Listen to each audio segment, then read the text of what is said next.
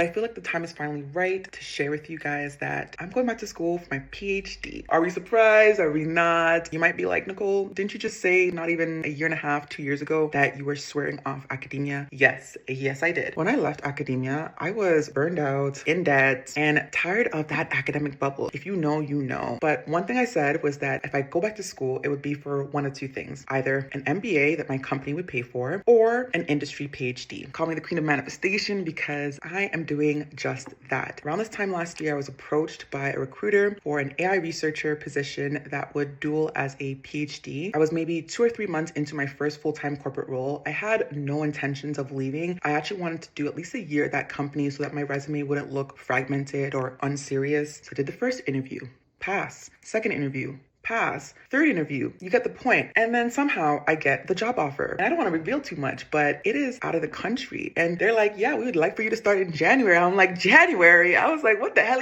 Pause.